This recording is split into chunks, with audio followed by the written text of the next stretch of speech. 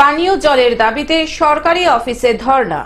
কলসি বালতি নিয়ে পানীয় জলের দাবিতে সরকারি অফিসে ধর্ণায় তৃষ্ণার্ত এলাকাবাসী।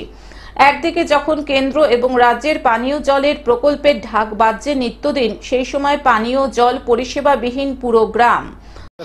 অনেক অসুবিধা হয়, আমাদের জল পাশাপাশি পাই না, অনেক দূর থেকে নিতে হয়, যায়ও দাঁড়ায় থাকতে হয়, অনেকক্ষণ ভিড় থাকে।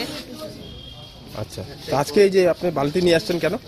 জলই পাচ্ছি না, কি করব, আমরা জল খাওয়ার জন্য পাই না, অনেকক্ষণ যায় দাঁড়া থেকে, তারপরে আমরা এক বালতি জল নিতে হয়, খুব অসুবিধা আমাদের।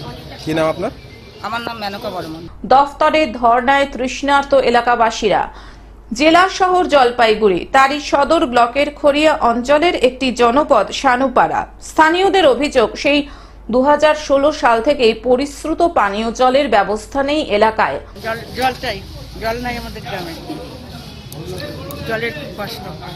বাধ্য হয়ে পাশে থাকা পৌরসভার অন্তর্গত আদরপাড়া এবং রেললাইনের ওপারে ভানুনগরে গিয়ে সংগ্রহ করতে হয় জল।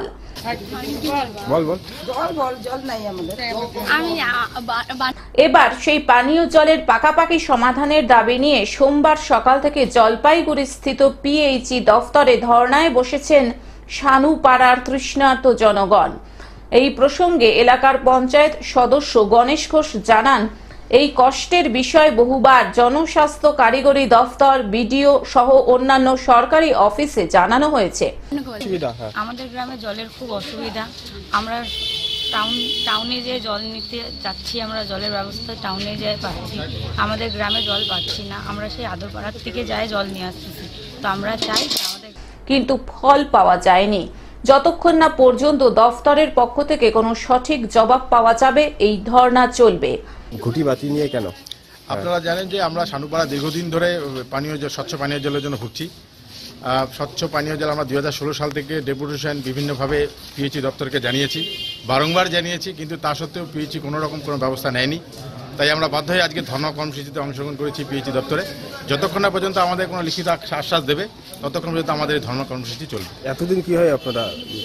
আমরা পৌরসভায় গিয়ে পানীয় জল নিচ্ছি, পাশে আদরপাড়া আছে, সেখানে ভানুনগর এই এলাকায় আমরা দূর দূরান্ত গিয়ে মানুষ জল নিচ্ছে এবং তাতে পয়সা দিয়ে কিনে খাচ্ছে, যেখানে সানুপাড়া সাধারণ মানুষের বসবাস।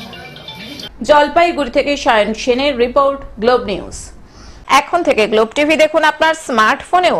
গুগল প্লে স্টোর অথবা অ্যাপল স্টোর থেকে ডাউনলোড করুন গ্লোব টিভি লাইভ অ্যাপ। এছাড়াও জিও টিভি অ্যাপ থেকেও দেখুন গ্লোব টিভি লাইভ।